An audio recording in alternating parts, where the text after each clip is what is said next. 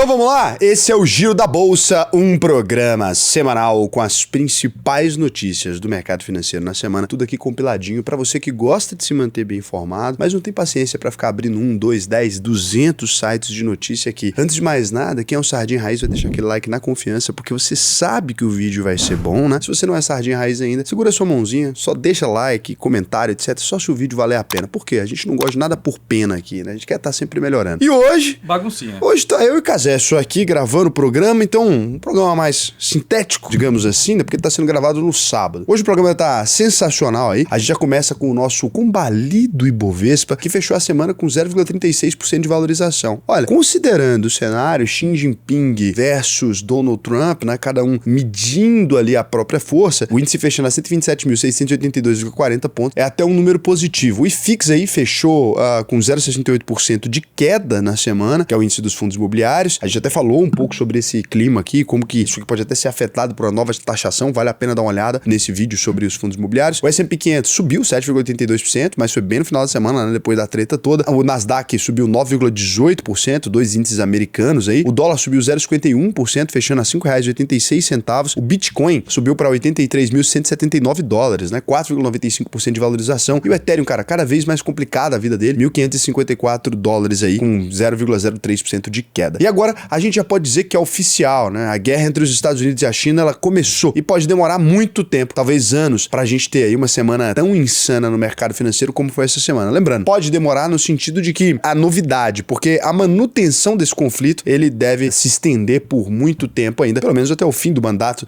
do Donald Trump, né? As bolsas viraram uma montanha russa, o dólar voltou a disparar e o mundo tá totalmente perdido com relação aos futuros dos mercados. E tudo isso porque aconteceu aquilo que a gente mais temia. A China não aceitou o truco do Donald Trump, gritou 6 ladrão, ele gritou 12 e agora começou a guerra que tomou um rumo totalmente inesperado e muito perigoso, né? Até porque a gente vê o nível de risco que esse conflito tá quando o Donald Trump ele aplica proibição de empresas que trabalham com drones ou coisas do tipo de exportar qualquer tipo de coisa. Ou seja, tá com receio de que a China possa utilizar esse armamento, né? Tudo começou lá na semana passada, quando o Trump taxou as importações da China em 34% no meio daquele tarifaço que pegou mais de 185 países. Diferente de outros países, a China não quis sentar para conversar e já respondeu rápido, com a taxa de 34% sobre produtos americanos. Aí o truco pegou fogo e os Estados Unidos botaram mais 50%, e a tarifa foi para 84%. A China subiu para os mesmos 84% e os Estados Unidos subiram de novo, dessa vez para 125%, e a China deu o troco também com 125% de imposto. No meio de tudo isso, né, o Donald Trump achou ali que eles iam ficar na deles, e aí depois ele começou até a elogiar o Xi Jinping, que põe a manchete aí, né, falando que Xi Jinping é um homem inteligente, um dos presidentes mais inteligentes do mundo. Com certeza ele vai querer conversar comigo. O Xi Jinping nem respondeu a isso, simplesmente mandando a taxa, né? E as bolsas ficaram malucas com a volatilidade gigante. A gente viu coisas impressionantes acontecerem. Já na segunda-feira, chegou a ter uma variação de 8,5% no intervalo de meia hora no S&P 500, que mede o desempenho das 500 maiores empresas americanas. E essa montanha-russa continua acontecendo, né? A semana toda, com a bolsa americana afundando 5% na terça, depois tendo aí a maior alta diária dos últimos 24 anos, subindo 12% de uma vez só no índice Nasdaq das ações de tecnologia e 9,52% no S&P 500. Pra ter uma ideia do que é isso, 3 das maiores quedas dos últimos 5 anos aconteceram nessa semana nos Estados Unidos. Com o vídeo você percebe nos últimos 5 dias, olha isso. Opa!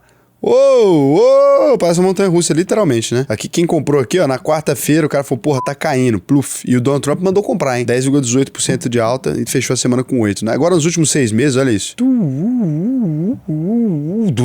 Tá aqui numa situação bem crítica mesmo. Quer aprender? Tem coragem para investir agora? Porque precisa, porque agora todo mundo tá com medo. alvp.com.br, clica no botão faça sua análise de perfil, preencha esse questionário aqui. São poucas perguntas, às vezes vocês ficam com preguiça, né? Preencha aqui o questionário, responde as perguntinhas que eu vou te ajudar, tá? Eu vou te ensinar uma estratégia muito melhor que isso aqui que eu te mostrei, de taxinha de juros, como é que você pega um fluxo. Isso aqui é uma aula minúscula, é um pedacinho da aula do módulo 3. A gente avança muito além disso, né? Uma estratégia que você vai conseguir porrar de ganhar grana mesmo a longo prazo. Não vai enriquecer. Se você é um cara, ganha um salário mínimo, vou entrar na UVP, vou ficar rico. Não vai ficar rico, tá? Agora, cara que ganha mais de R$4.500 por mês, você vai fazer uma construção de patrimônio no longo prazo. O cara que ganha 15 mil, muito mais rápido. O cara que ganha 50 mil, muito mais rápido. Realista. É pra ficar rico? Você vai andar de Ferrari porque comprou o VP? Deixa de ser louco. Tem nada a ver com isso. Tem a ver com construção de riqueza, construção de patrimônio no longo prazo. Tá? O problema é que ninguém quer ficar rico devagar. É esse o problema, né? Você apertou um botão, isso não existe. Aí eu não conheço. Se conhecer, pode ir lá. Se você quer fazer a coisa do jeito certo,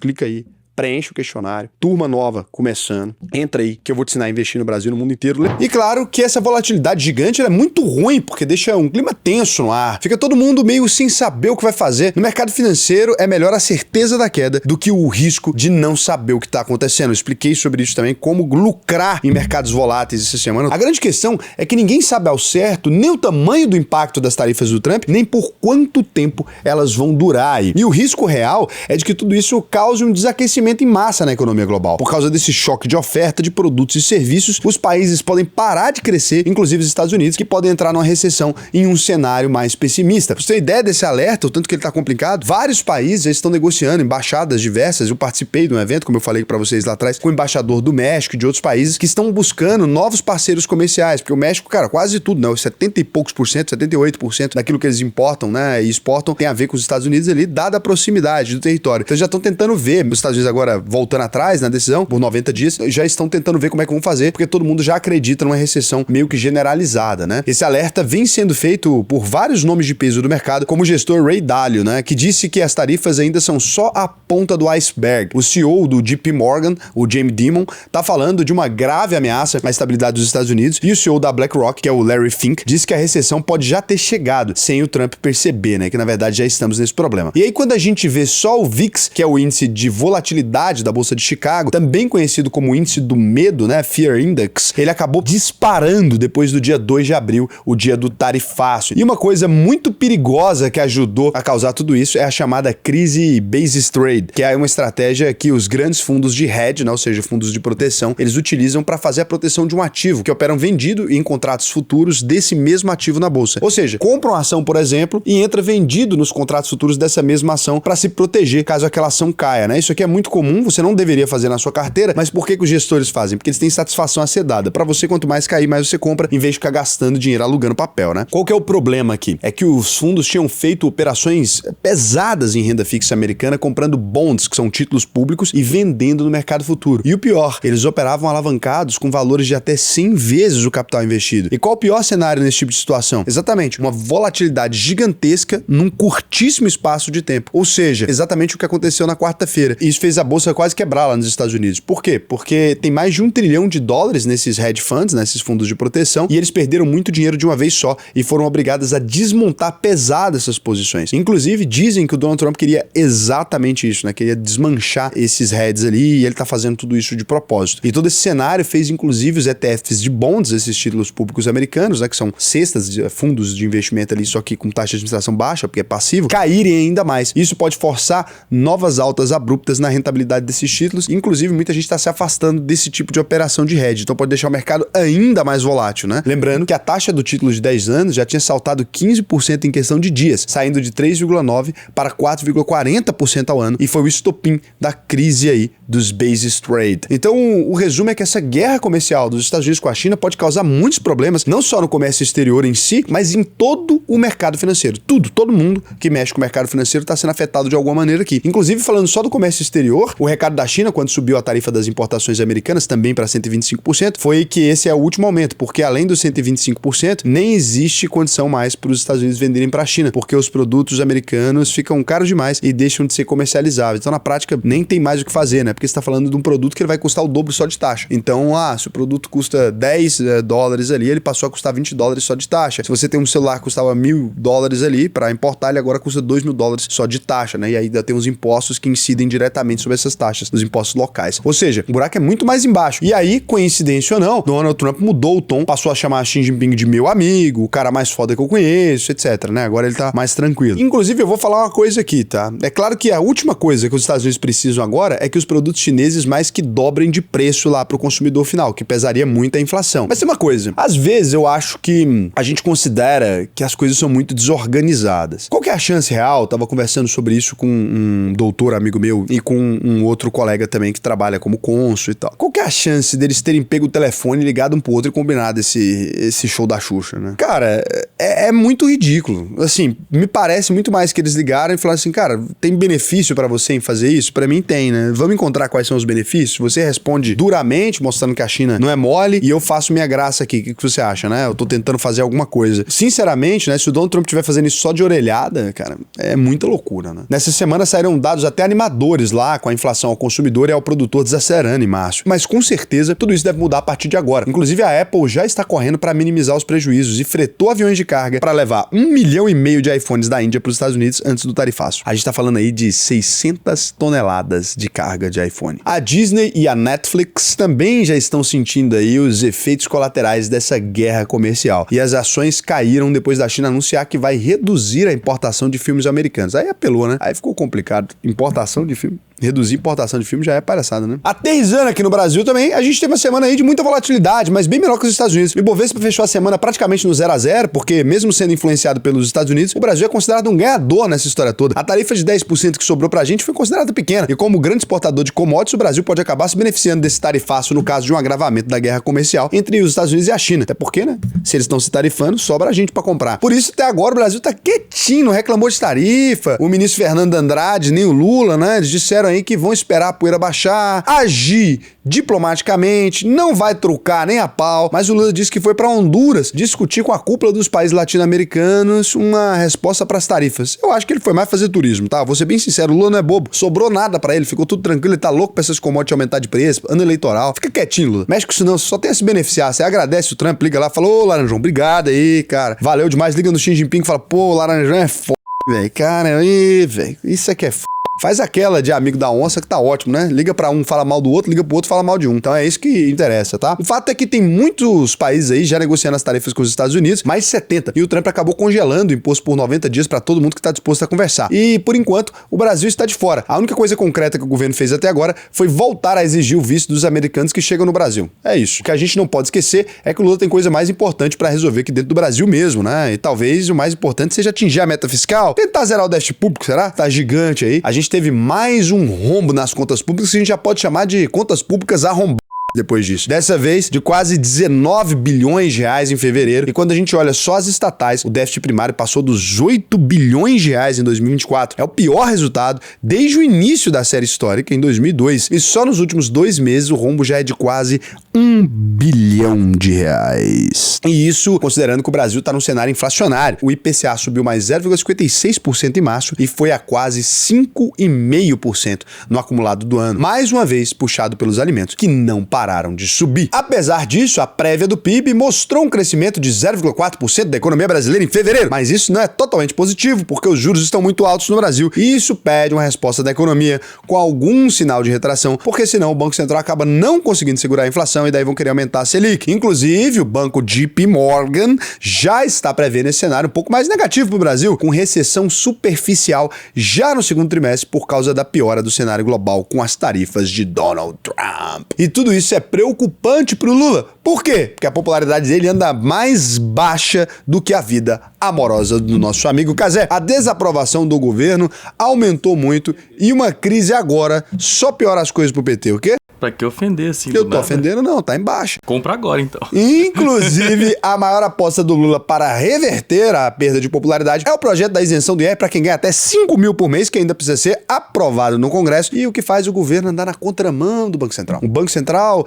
pisando no freio, com a política monetária mais dura por causa da inflação, e o governo dando aquela acelerada, com essas medidas expansionistas, querendo dar um cavalo de pau, talvez, né? Porque acelerando e freando ao mesmo tempo. Apesar de tudo isso, o Andrade falou nessa semana que a economia não vai ser um fator determinante nas eleições do ano que vem. Ah, não, bobo. E citou o exemplo de Macron e do Biden, que segundo ele tinham bons indicadores econômicos. Sim, excelente, hein? Excelente mesmo, hein? Mas mesmo assim foram derrotados nas últimas eleições. Tá certinho, viu? Por que você não olha aqui mais perto pra Argentina e pra América Latina? O fato é que essa bagunça toda no Brasil e a treta do Trump com a China causaram uma forte volatilidade também no dólar, que disparou nessa semana e chegou a bater os R$6,08. Mas depois voltou a cair aí, fechando a R$5,86. E o petróleo fez o mesmo movimento. Caiu para $58, mas depois se recuperou e encerrou a sexta-feira na casa dos $64. Olha que loucura aqui os gráficos da Petrobras, né? Cai 7%, sobe 6%, cai 7%, sobe 4%. Maravilha, né? R$31,85 o fechamento. E é claro que com toda essa volatilidade no mercado, quem acaba se beneficiando é o ouro, que é a principal reserva de valor do mundo e bateu mais um recorde histórico nessa semana. O franco franco suíço também subiu forte e atingiu a cotação mais alta dos últimos 14 anos. Todo mundo correndo de dólar e yuan, né? E é bom lembrar que essa crise está fazendo muitas empresas gigantes perderem o valor de mercado e serem negociadas com a relação preço-lucro aí muito abaixo da média histórica. É o caso da Amazon e da Nvidia com um PL de 20 vezes e do Google de 15 vezes lucro. Então assim, quando você vai olhar para os números aqui, na verdade, nunca fez tanto sentido na história recente investir em bolsa americana. Nunca fez tanto sentido investir no índice de Hong Kong, por exemplo, que está indo super bem. Se você quiser aprender a investir na China e nos Estados Unidos nesse processo, ou mesmo dar aquela fuga genial para a Índia que a gente já tem avisado aqui que vai se beneficiar, o que eu te recomendo? Aproveita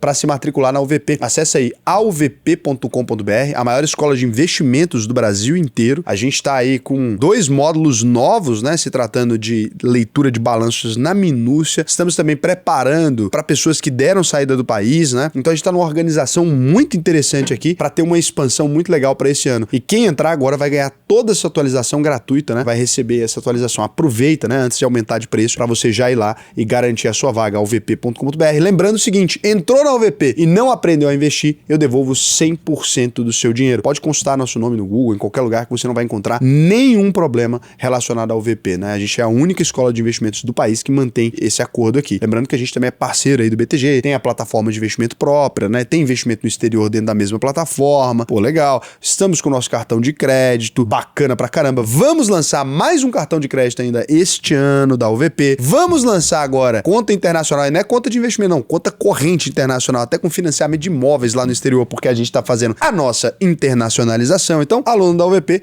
tá se beneficiando de tudo, né? Fica aí a dica. Quero ter uma continha nos Estados Unidos para lidar com esse problema. Sou dev, tô recebendo, né? Tô deixando meu dinheiro parado em plataforma.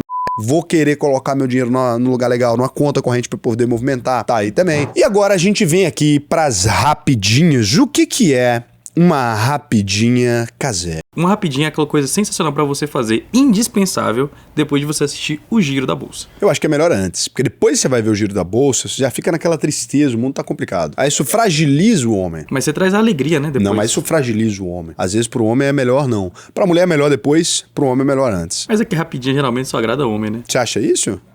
Tá fazendo errado. Então aqui uma rapidinha não é nada disso. Uma notícia que não é nem irrelevante ao ponto de ganhar, que ficar fora do programa, na verdade, né? Não é irrelevante a esse ponto, mas é relevante o suficiente para ganhar aqui um pedacinho, né, no nosso programa. O Conselho de Administração da Petrobras aprovou a recondução da Magda Chambriard, né, para a presidência da estatal por mais 2 anos. Outros 7 diretores também vão continuar nos mesmos cargos até 13 de abril de 2027. O Mercado Livre vai investir 34 bilhões de reais no Brasil neste ano, valor quase 50% maior que o total investido em 2024. E já o Carrefour francês aumentou a proposta para comprar todas as ações do Carrefour Brasil. Uma palhaçada, né? Agora a empresa quer pagar R$ 8,50 por ação com um prêmio de 46% sobre o preço médio das últimas negociações na bolsa. Um lixo, não aceitaria. Se você é investidor, vai lá, lembra de recusar. Então ações de atacadão a R$ 8,29 com 1,22%. Horrível, tá? E a Equatorial abandonou o segmento de transmissão de energia com a venda de 100% dos ativos para um fundo canadense por 9,4 bilhões de reais. A ideia é usar o dinheiro para reduzir a dívida da empresa e continuar atuando nas áreas de geração e distribuição de energia. É uma bela de uma boa novidade, porque vocês podiam pegar esse dinheiro e injetar em alguma coisa, porque, cara, desde que vocês compraram a energia de Goiânia, cara do céu, meu Deus, que empresa ruim, Jesus amado, a Enel,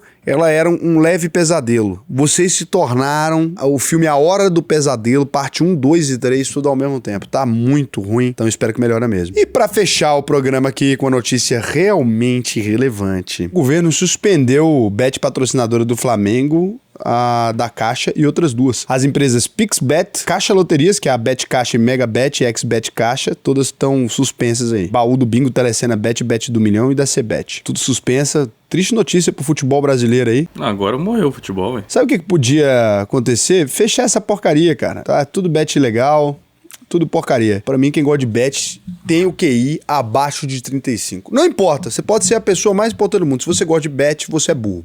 Ponto. Beijo.